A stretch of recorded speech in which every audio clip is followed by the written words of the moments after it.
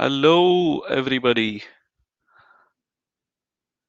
Good morning, good afternoon, good evening, wherever you are. Welcome to today's session on COCON, Adversary Village. And my name is Khan, and Hidayath Khan is my full name. And I'm really, really excited to be here today in front of you to present on a topic which is very near and dear to my heart, okay, which is all about, red teaming and purple teaming. So in this presentation, I will be taking you through, the concepts of, how to set up a rudimentary red team and purple team capability. So in this presentation, I will not be covering any groundbreaking research or any new tools and techniques, but it's just some kind of for those organizations who don't yet have a red team and a purple team capability. So I'm going to cover some basics for them. So let's say this is something called purple teaming 101, right? Adversary emulation 101. So with that, let's move into the presentation. I have a lot of things to cover, so let's get started. So in the industry, I'm known as Khan. The full name is Hidayath Khan, and I have dedicated, focused cyber security experience of nearly 24, coming up to 25 years now. I have been on both sides of the playing field, on the offense and on the defense. Currently, I work for an organization which is a Fortune 50 company, Kimberly Clark, as their senior red team lead. And I have basically worked for a lot of enterprises in the EMEA region. I work for Emirates Airline and a lot of other stuff. And I also teach for SANS. I mean, before the pandemic, I used to teach travel extensively.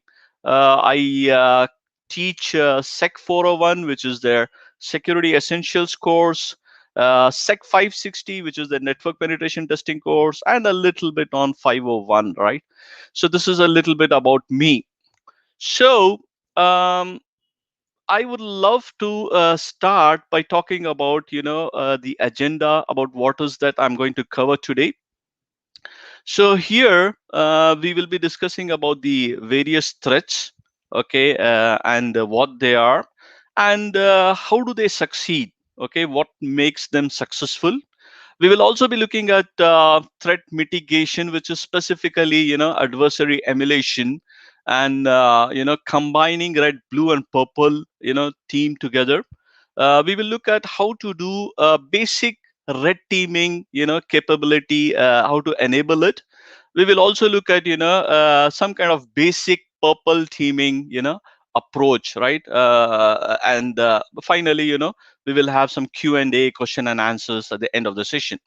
So I have a lot of things to cover, and I have limited time. So ideally, I would love to take questions at the end of the session. But if you have anything, you can shoot me up. But the other problem is I will not be able to see your questions, right? Because until the end of the session. So please bear with me, and let's discuss it, once I'm done through. Yeah. All right. So I would love to start by, always showing the slide, the world's biggest data breaches. If you don't know, this is from a site called informationisbeautiful.net. And there, you will see this world's biggest data breaches. And up to the month, I think they have accurate breach, information. And I recently looked at it, right? So it's like, every year you have so many different breaches. This particular website, they have the data breach records from 2004 onwards. Remember, in 2004, the first big breach that we ever learned was a company called TJ Maxx, Card Point, right? Those days. and 50,000 records, 100,000 records were stolen. But today, it's like the norm. Every year, you see big names getting breached, right? And more data records being stolen, right? So when we talk about breaches, when we hear about breaches, and on the news and all that, the thing that comes to mind is probably these organizations that get breached, they don't take cyber security seriously, right? Probably, they don't have that much of focus on cyber security. Now, don't get me wrong. There are companies who don't pay so much, dedication or focus to cybersecurity, but a vast majority of them do really take cybersecurity seriously, right? And then they have budget, they have money, they have people, and still they get breached. So this slide is from a course that I teach for SANS, which is SEC 401, and I pulled it up from there. And I don't have the data source for this, but it's a survey conducted for these industries here: government, financial, Fortune 50, manufacturing, and law firm. And then they try, when companies inside these industries were breached, they wanted to know what was missing in these companies from a security technology perspective. The endpoint security was there in almost everybody. IDSs, antivirus, and host-based auditing, firewall, compliance, all of them had this, but yet they got breached. So what could be the missing link, or why do you think this is happening? So one thing probably is, traditional security can just stop traditional attacks. Yeah, traditional defenses can stop traditional attacks. But today we are facing advanced persistent threat, right? So the enemy is really advanced. And moreover, probably, even though the technology can help there a little bit, but it's actually the program, or how do you design it, or how do you make your security program really effective, right? So that brings to my other question: are organizations today really building security programs designed to address the threat, right? So this cartoon here very clearly depicts the current situation. So this is from a well-known cyber security expert, Joe West, who incidentally is also a red teamer, and he works for Help Systems now. So if you look at this in the four, the vertices here on the left, this is the IT department, right? The compliance department, the vendor, CISO, they all are trying to plan cyber security, program inside the company, right? So the IT is thinking, okay, we need to deploy endpoint, we need to deploy patches. Security manager says, okay, shucks, right? We are doing all of a bit by having, all those log analysis and stuff. The vendor, is trying to pitch in by saying, buy a new next gen device, which might stop you from the next gen malware attack, right? And then the C level, the CXO think, okay, because our company is passing all the compliance requirements, right? We probably have an adequate great deal of security. But right in the corner there, right, you see those hackers. They are talking to each other. What are they doing? They're trying to set up, a new vendor device, a new requirement. So did you able to take the systems? The guy says yes. How? Because they were not looking for me. What do you mean not looking for me? They have their stuff to detect them, right? But we are talking about advanced persistent threat, and just not some kind of a malware or stuff like that, right? So that means to say we now need to know who those threats are. So who are they? So as we all know, today it's all about advanced persistent threats, right? The nation state attackers, China, Russia, North Korea, and the heck of it, right? Today, every country boasts of having a cyber security army, right? So this is the nation state attackers. And then, these are the handles and the names for them, as we all know. I'm very quickly going to move through the slide. We also have cyber criminals, very agile and focused. So they go after a target like banks, and they can completely hack the bank, learning about the complete technology. Then we have hacktivists, then we have insiders and all that stuff. So the point here is the threat is there, right? And the threat is increasing. Yeah, so this is a CrowdStrike report, and they give you some different handles and names for different types of stuff. So that means to say the advanced persistent threat or whoever, right, they likely succeed. And why do they succeed? Because when it comes to mitigation, most of the time, the security people are focused uh, on mitigating a vulnerability or an exploit or a malware, right? Based on some IOCs. But these are mainly a means a threat actor would use, unless we don't go for the real threat actor, right?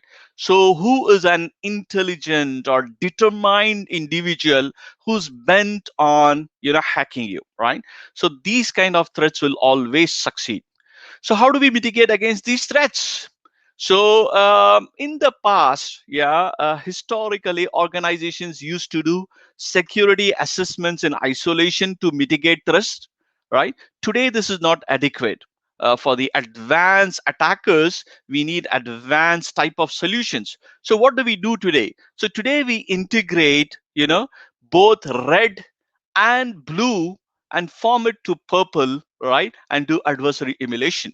The common goal is red and blue help each other to improve the security posture of your organization. And this is called adversary emulation. So adversary emulation is where the security experts would try to emulate the real adversary, very specific to you, your organization. There are so many adversaries out there, right? Just like we saw from the CrowdStrike report, we have Panda, Jackal, and all that. But who is the one who's targeting me, right? If I'm from a financial industry, probably it is the cozy bear kind of the threat actors. If I'm from a different industry, probably there. So in an adversary emulation, I'm going to go after the specific adversary and choose their TTPs and emulate them to see how I can defend my organization based on the exposure. So we will come back to TTPs. What are they? But for now, suffice to say, TTPs, tactics, techniques, and procedures of the attackers themselves, right? An analogy I would love to give a little later when we talk about some more TTPs. So why do we do adversary emulation? Is because we want to understand our current exposure, right? How do we really look like, in the eyes of the attackers? This will really help us prioritize on what defenses we need to focus, right? For those types of attack techniques, those TTPs, right? That I'm likely to be targeted. I'm not interested in the all sorts of attacks, all sorts of threat out there. I just want to focus on those ones so I can prioritize on my defenses. And this is how we can get into a structured process which is repeatable and it has room for improvement. So that's why we want to do adversary emulation. So how do we emulate an adversary? So adversary emulation engagements are usually, done by mixing red and purple teaming together. So we do some red teaming and purple teaming exercises by following some popular kill chain modules like MITRE, Mandiant Intrusion Analysis, Locket. So adversary emulation emulates the techniques of an adversary that's most likely to target your organization. All right. So that means to say we need to have these two things in place, right? We already have for a small organization, even for a small organization, they have probably their defense team, right? If not a whole big team, okay, they might at least have 2 or 3 people, right, who are monitoring the logs or who are responsible for the defense of their systems. Yeah, so that means to say every organization would have some form of a blue team already there, right, in its basic form. But red team, some companies might don't really have an internal red team, right? So if we want to, like, my presentation is more geared towards those organizations that don't really have a red team in place, right? But they have some kind of a basic elementary, blue team department in their place, and then they would want to still do this, the adversary emulation. So we first start off by talking about red team. Okay, so if we want to really go ahead and enable this capability inside my organization, I need to start by knowing about what a red team is and how will this really help them and what can I do with it.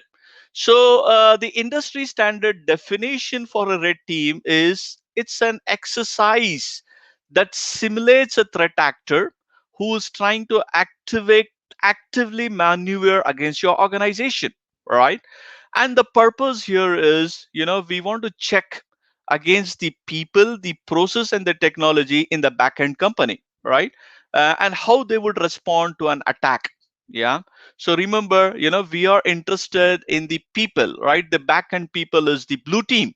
So how are they, do they have the proper processes in place to detect an attack, to prevent an attack? And do they also have their prevention devices fully geared up and their detection devices fully geared up? So technology and response is, how do they respond to an attacks? So this is where we find vulnerabilities across the three different spectrum: people, process, and technology. So the red team is not really an advanced penetration test. Here the focus is more on identifying what is the missing element in their prevention technology, in their detection technology, and in their response procedures. Yeah, so we want to identify the missing gaps there. That's why this is called red teaming, right? So people generally think red teaming is more like an advanced penetration test. No, right? So this is, a red team is actually existing. The sole purpose of a red team is to make the blue team better, the internal blue team, right? So we want to make them better. We want to give them the skills to detect the bad guys, okay, the different types of bad guys. So that's why the red team exists. So it's not there to do any kind of vulnerability assessments and all that. Yeah, one analogy before I move off from this thing is, a penetration testing is like a boxer trying to learn or boxing by punching on a bag, right? A boxing bag. Yeah, so he punches. There's no opponent in front of him. It's just the punching bag. So penetration testing is like this, where the penetration tester will be just, it's like a smash and grab. So he will go and whatever vulnerabilities he can find, he won't be choosy, right? Either on the web, on the network, or whatever. As long as it is in the scope, he would go and find it out. But on the other hand, a red teamer is one who's now boxing along with an opponent, right? So a trainer for that matter, he punches, the other guy counter punches. So both of them, are now trying to learn and better themselves by, attacking, defending. So this is the analogy for a red team, where you will be doing the attacks and the blue will be trying to monitor you, detect you, right? And together you improve the security of an organization. So how does blue do that? Basically by analyzing logs. They have a sim solution. They gather threat intelligence, and all that stuff, right? Also internally. So, but we have to remember both red and blue, they have different objectives, right? If an organization has a red team and a blue team inside the company, they probably will not be reporting to the same hierarchy. They might have different hierarchies, right?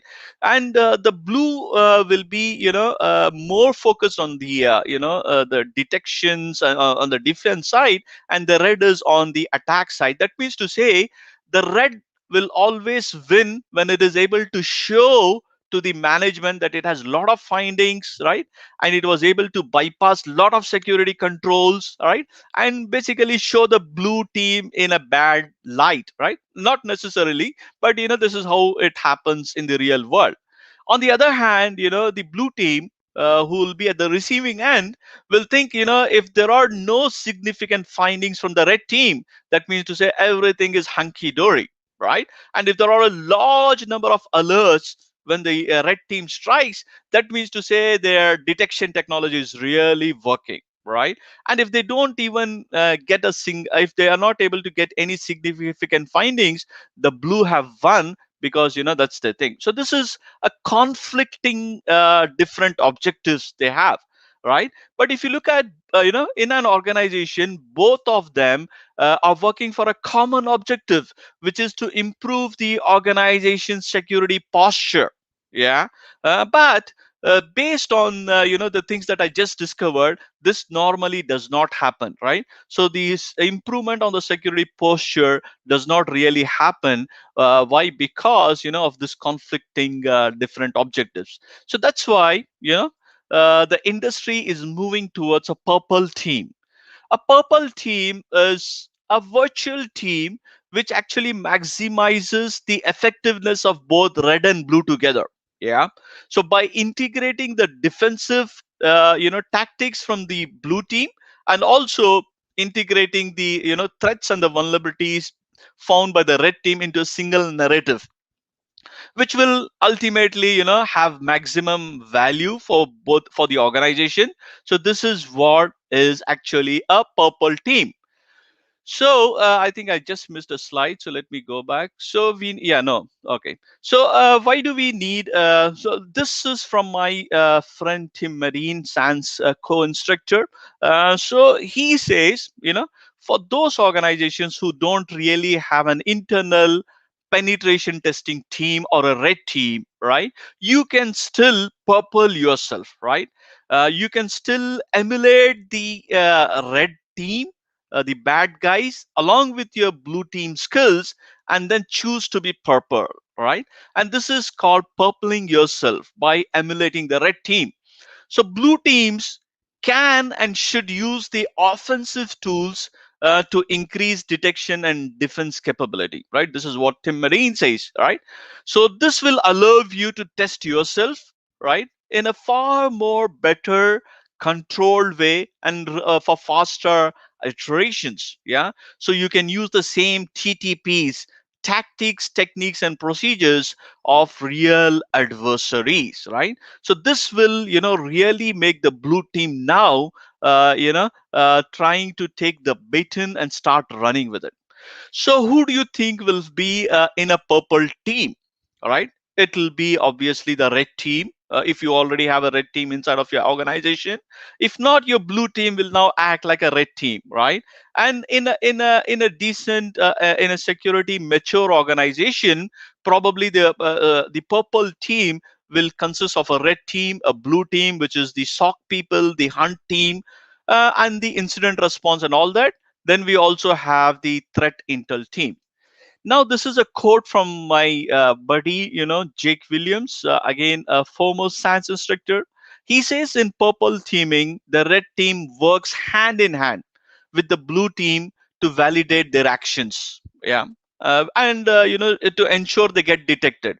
In if they are not detected, if any particular action from the red team is not from the blue team is not, sorry, from the red team is not detected by the blue team, the red team has to repeat it to ensure that the blue team are able to get it after they have instrumented their defenses properly. So repeat it, lather, rinse, and repeat. So this is what is a purple team. Okay, so how do we start now? I'm again, my focus is on those organizations who don't really have an internal red team. They just have a basic blue team at their end, right? So how do we start? So the first thing first is we need to have a centralized logging platform, right? So where I'm able to get the logs from all my devices, and I also need to have some kind of endpoint visibility. Okay, at a minimum, right? The sysmon from sysinternals, right? Coupled with Windows Event Collector and Windows Event Forwarder installed, right, like a pull agent on almost on all the Windows devices, and also if you have Unix, something else. And then on the network side, the DNS logs, the firewall logs, and some kind of a SIM solution. Yeah. So the data that I would be needing, would be, most of the organizations really have Windows, right, as their backend infrastructure. So we would need some kind of, Windows real data. Okay, probably like, the Windows events log, the cycles, the processes, registry data, all of them being pulled in, right, into a central central logging system. Yeah. So if you don't really have the high-end SIM solutions like Splunk or QRadar or whatever, the high-end stuff, you can still go for the open source SIM solutions, right? Basically, Security Onion is a good way to start off, the initial log analysis. You can also use the Elk, Elastic Stack, Logstash, Kibana open source stuff, right? Helk is also there, more focused towards the hunting, threat hunting. Yeah. So we have all this solutions for us to get started. So these are, I'm trying to now lay the bare minimums where a blue team can start really operating and try to become a purple team. So what are the basic tests that a blue team can start, right? So the first thing is to look at the common attack scenario. I mean, I would say, what kind of threats do you feel your organization will be targeted, right? So basically, if you need to go and do some threat analysis, for example, where are your crown jewels? And what are your crown jewels? You need to know that first. And then what is the attack path to that crown jewels, right, from where all the attack can happen. So maybe I should need to look at that attack scenario, or use a standard which is already available, right, for us. Okay, MITRE attack framework, it's a well known standard where the defenders, the attackers, the threat intel people, they all speak the same vocabulary, right? So it's a good one. So either I can use the attack framework, and I can use parts of the kill chain to start focusing my tests, or I can use the whole chain together. Yeah. So for example, this is the attack chain attack tactics from MITRE attack framework. So on the top row, where in red you see, this is what is called the tactics. Yeah. Initial access, execution, this is the tactics of an attacker. And then these are the techniques where I'm moving my arrow, right? So initial access, probably through some spear phishing attack, or from a supply chain attack, right? So these are the ones. So I would need to know them and start focusing on how to do this. So an analogy that I would love to give for the tactics TTPs is, tactic is like a preventive maintenance, right, for your vehicle. Yeah. And the technique is, probably you want to change oil regularly, or you want to see what's going to happen by having a different kind of an oil inside of your engine. And the procedure there is, what is the manufacturer recommended approach for that. Yeah. So that's the TTPs. Yeah. That's what I'm talking about it here today. And then, the first step is, if I'm going here for the initial access, I want to know how would the bad guys gain access to my organization, breaching my perimeter network. So I need to start by emulating the red team. So if I want to emulate the red team, I would basically need an attack infrastructure to be deployed, right? I need to have some kind of open source intelligence skills to try and see how do I look how do I look in the eyes of the attacker from the internet. Then I want to use some basic ways of getting inside my organization. Today, it's the most dominant way is phishing, right? And then basically when I'm inside, maybe I would do recon, and then move over from there. So for each of the step, how do we go and enable the red side of the things, the red teaming things, and also the purple teaming of the things by monitoring them and checking for the logs. This is where my focus is. So the first and foremost is for those people who still don't have a red team capability inside their organization, they need to have an attack infrastructure deployed, right? Probably this could be deployed internally inside their organization or somewhere on the cloud, right? You can have one of the cloud providers like DigitalOcean or Azure or whatever you want it, right? And that's where you deploy the attack infrastructure, which consists of something called command control servers. In short, we call it a C2, right? And then you also have some payload servers where your payloads will be stored, right? Payloads are your malware, stuff. And then, a way to, send that malware embedded payload to your organization through some kind of an email thing. That means to say we need to set up our SMTP servers and stuff like that. So this is the attack infrastructure, right? For example, on the internet, and this is where the C2 servers or the team servers are located. For an attacker, he will be basically going behind some domains, probably some fake domains, yeah. And then the organization is the victim here. So this is the basic attack infrastructure. I'm going to go a little bit deeper into this in the next coming slides. So let's talk about the C2, right? The attack servers, as we call it, yeah, the command control, yeah. There are lots of C2 solutions available today. And the science instructor by name George Ochilus, he actually maintains the c2matrix.com website. Okay, it's nothing but a Google spread sheet where every popular or upcoming new C2s are listed there, right? So you see the whole list of based on their capabilities, based on the protocols they offer and all that stuff. So there are so many different ones to choose. Some are commercial like Cobalt Strike, but most of them are like open source, Covenant, Empire. You also have Codic. You also have Metasploit, whatever, right? So it's you have a lot of C2s available. By the way, there is SANS Institute has a free downloadable Unix distro, Linux distro called Slingshot, the C2 edition. You can download it and it comes baked in with all this C2s there. I mean, at least the popular ones, okay, which is there, yeah. So that's why. So the next thing that I would need to know is, I need to have redirectors. So what is a redirector? Okay, this is, let's say, I'm the attacker here where I'm moving my thing here, and I already have compromised this victim machine.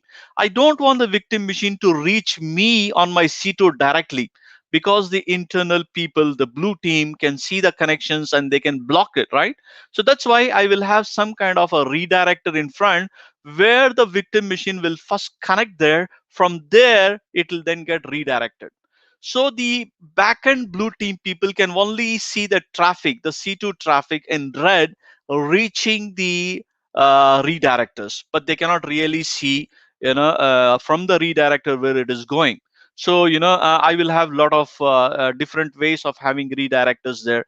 Directional redirectors and dump pipe redirectors, or and domain fronting and all that. But this is just to give you an idea to obfuscate the backend infrastructure. I'm also looking at my clock, so I just have another 20 minutes. So I need to a little bit hurry up on this. This is a sample C2, right? So the attacker is here, and then he has a C2 server on the internet. He also have payload servers, and these are the redirectors. And then the machines internally, they will reach out to a redirector, and the redirectors will go to the C2 server controlled by the attacker. So this is a simple setup, right, which we normally do, right? And this is how you try to set up a rudimentary basic thing, right? In case these gets detected, we burn them, and then bring in new redirectors, which is easy instead of changing the C2 servers.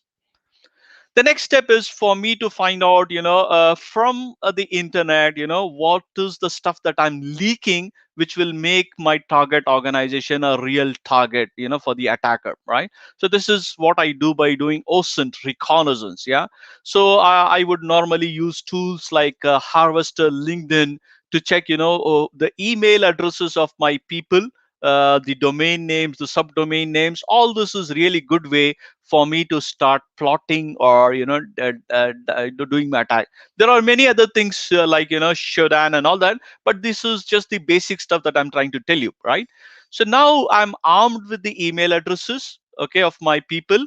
Now the next thing is, how do I gain access to them? By sending some kind of a phishing email. Yeah, so for this I would want to create some kind of a phishing scenario. Yeah, I now know their email addresses. Now I need to entice them by clicking on some kind of a a link, but that link has to be backed by a well supported scenario, right? Probably job openings, or all the stuff which is happening today, right? So there is a website called Pretext Project. It is still in its infancy, but at least to get started, there are so many different pretexts there to go and search here. So for example, here, just something here, I'm using this, and then you says your name was submitted for the recognition award. Please click here from human resources. And then the click here part is where the malware will get detonated, right?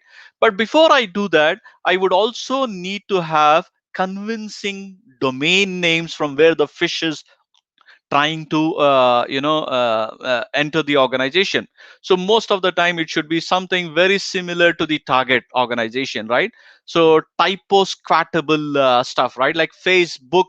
So instead of BOOK, you have BO0K, something like that. Yeah, you get it, right?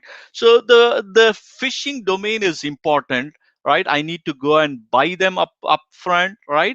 Or I need to go and or if I already have it, I need to use them. Now the most important thing here is I can't use any phishing domain, buy it and start using it. I need to categorize the domain, to a proper one. If it is not categorized, today organizations have defenses at their place where they will not let an inbound outbound traffic internally from the network to an uncategorized domain outside, right? So even if you breach it by sending them an email, they will block you. So that means to say, I need to categorize them, give them some kind of positive reputation. So I buy a domain, and then I host some kind of a fake website there, right?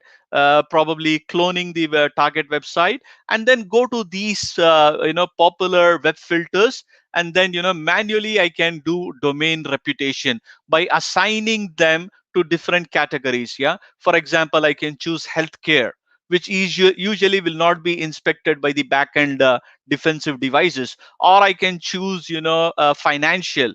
Okay, they would not like to intercept that because of the by risking a foul of the privacy laws and regulations. So that I will choose some categories like healthcare, financial, or whatever, and then go and categorize my domain by going to one of this. And then within 48 hours I would get my domain categorization.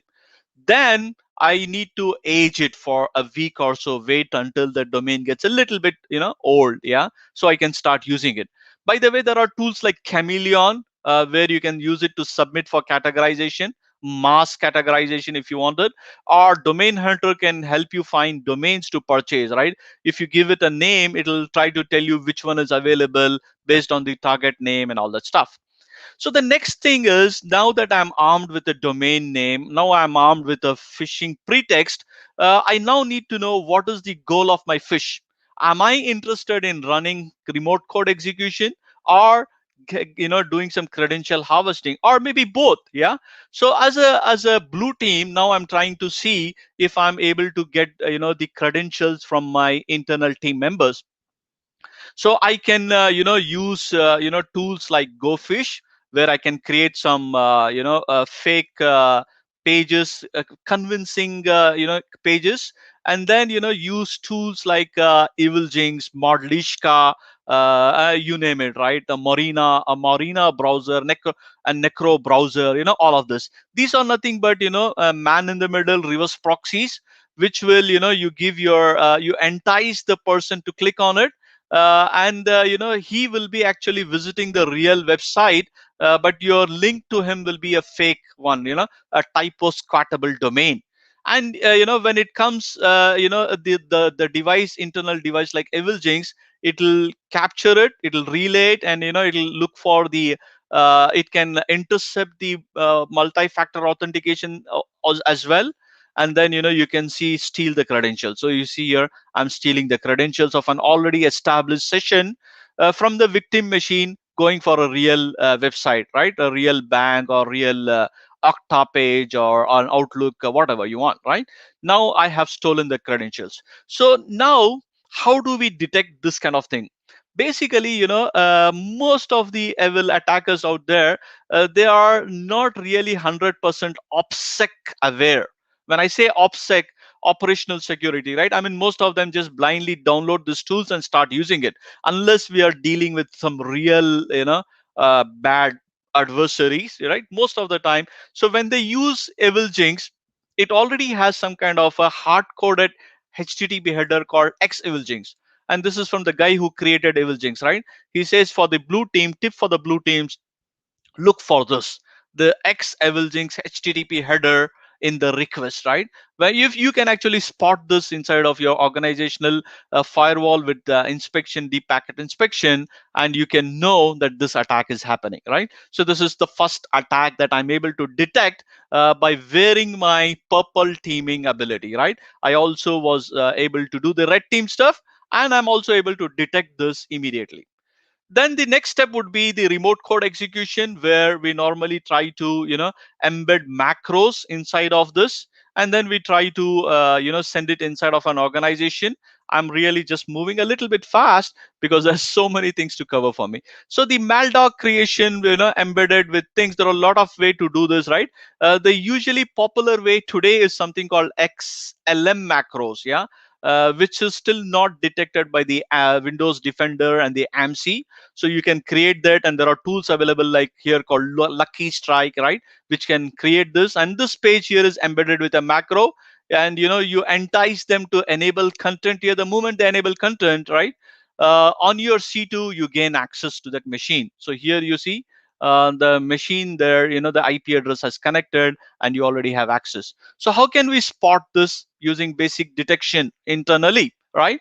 So almost all AVs today can detect malicious documents, all right, as long as it's not being used in a very, very obfuscated way, where your Windows Defender and endpoints can detect it. And moreover, you can actually look for suspicious processes. For example, WinWord spawning a cmd.exe, that is spawning a cert util.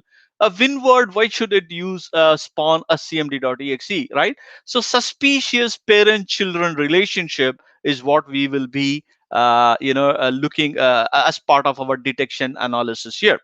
And the next step, once I'm in, probably as an attacker, I would try to elevate privileges horizontally and vertically. Vertically is where I would get the admin privileges, right? I would be abusing common misconfigurations of the software, like probably DLL side load attacks, or unquoted paths, or always installed registry setting, all that stuff. And there are tools which can help me do this. Yeah, these tools called Seatbelt, right, as a C# tool, PowerUp, which is a pure PowerShell script, they can help me find this up.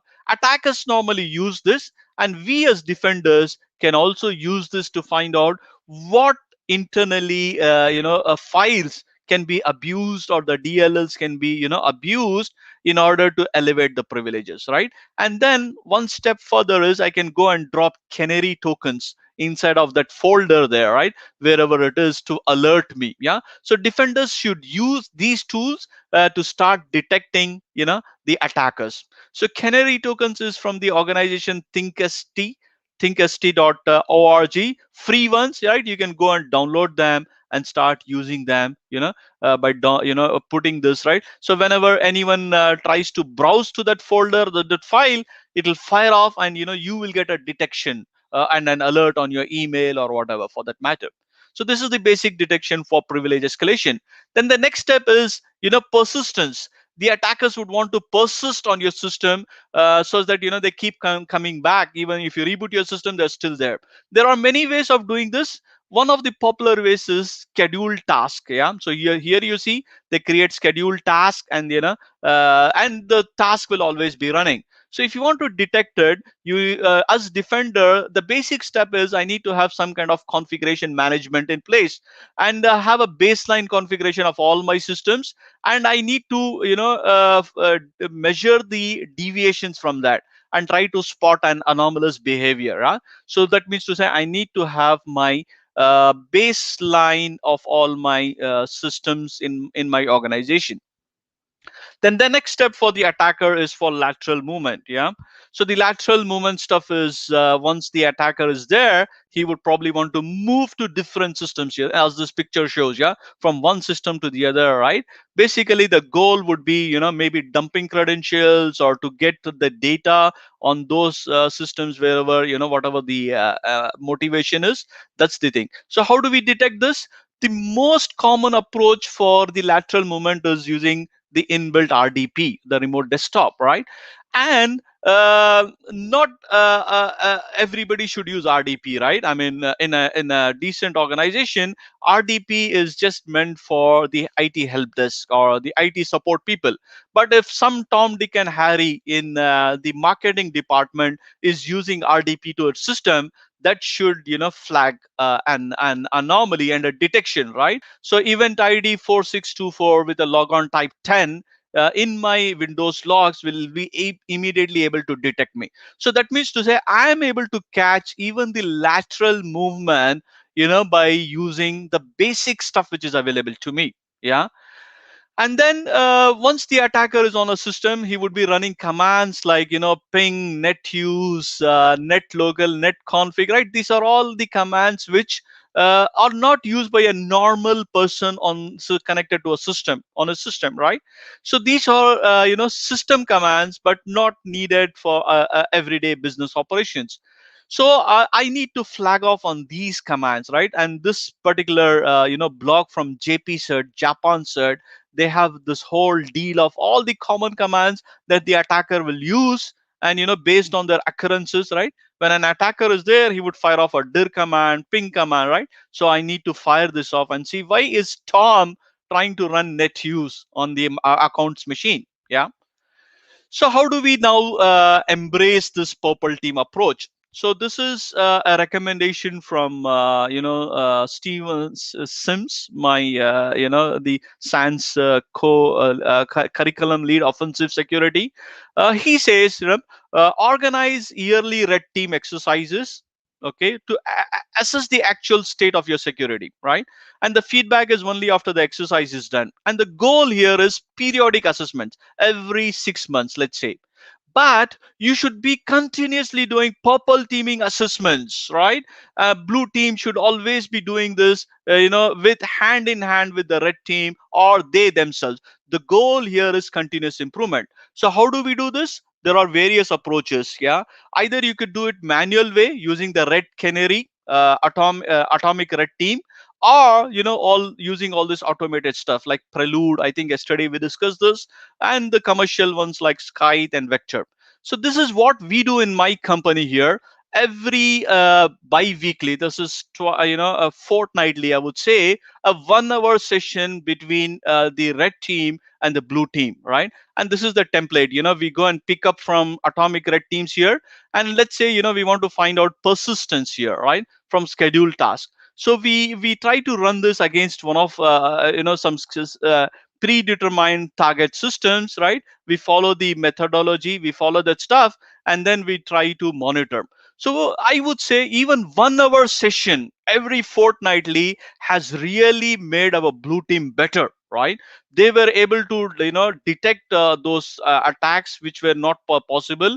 They designed their new correlation rules on the sim solutions that we have, and then and it really says, it's like, it worked wonders for them, because simple stuff, right? I'm just going to this attack team here, I'm just picking some kind of a TTP, instead of a complete chain of attack, just one TTP and go after that. And then we try to monitor this against the attack matrix, right? So this is on initial axis, how many TTPs that we were successfully able to detect, and what is still missing, and how do we go and fine tune our backend defenses, all that stuff. So this is where the whole thing that really is there. So finally, in closing, I would love to close by saying, blue team should really embrace the mantra and try to take the plunge of becoming purple or themselves, right? So that means to say you need to think in red and start testing as blue, yeah, as if you are simultaneously attacking and defending your networks. So this is, embrace the attacker mindset as a blue team. The aim is not really to be the red team inside my organization, but to improve the blue team by using this simple, well structured attacks and their methodologies, right? I don't want to go after all of them. Basically, I'll go after my own organization's, threat in the form of a very specific adversary. And this can really start improving the chances of detecting a breach in my organization. And continuous purple teaming, like just what we do in my organization, 1 hour session every fortnightly, it's really moving the needle, right, in terms of our defenses. Our blue team was dark for many of those, blue team were in dark for many of the actual threats. Now we are making, measured improvements in every engagement, right? And this is really, really working for us. So with that, I open the floor for questions, and I thank you all for attending my session. And I would love to take some session questions if there are some questions coming my way.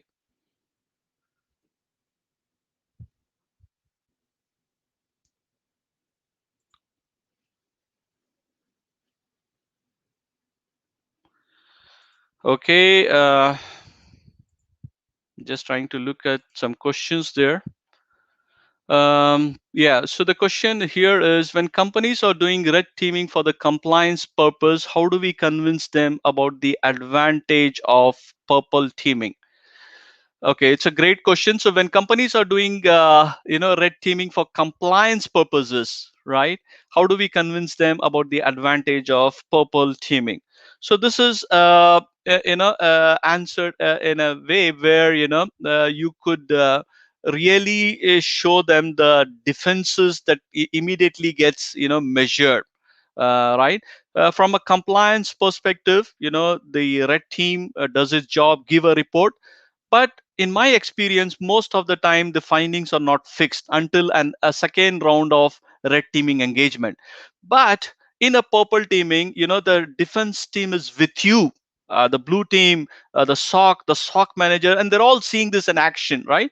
And then, you are now trying to see the firewall logs, the IDS logs, your SIM logs, and this is really convincing them we have to do something now. And in my organization, we won't proceed to the next test until the blue team fixes those things, right? They're able to detect that. So this is really giving us the traction with the blue team and with the senior management, because they're pushing for these things to get implemented. So I hope I answered your question there. So the second question here is, what's your comment on the so-called red teamers who actually doing vulnerability assessments in the name of red teaming? Is it affecting the industry standard expectations? Unfortunately, yes, it is. Yeah. I don't know whether you know about this term called the crappy pen tests. This is actually coined by my friend and my mentor, Ed Scoudis, who is the SANS fellow at the SANS Institute, and who's the course author of SEC 560 and SEC 504. And he says, there is a big industry in the name of, crappy RCP, he calls real crappy pen test. Yeah. And there are people who sell this, just in the name of penetration testing, right? All they do is run a vulnerability assessment tool, Nexpose or Nessus, and then they hand it out as a thing. So unfortunately, there are buyers available for this, right? Who say, who just want to tick the boxes for a regular, engagement that they have done. So this is definitely affecting the industry, standard, right? And there is a big chunk of players out there, both the buyers and the sellers offering this. And this is where we need to stop. And conferences like this will really help. And people like you and me should be out there advocating the right approach for doing this. I hope I answered your questions there. Just have 5 more minutes.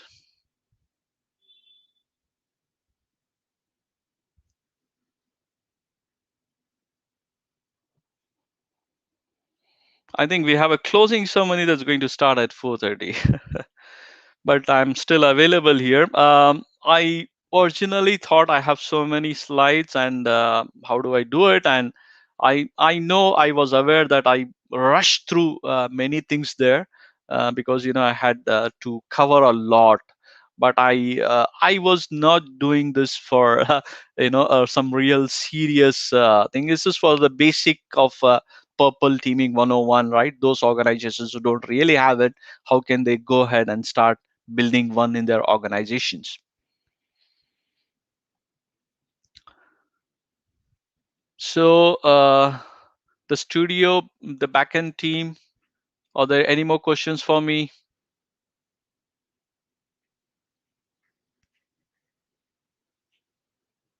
No more questions?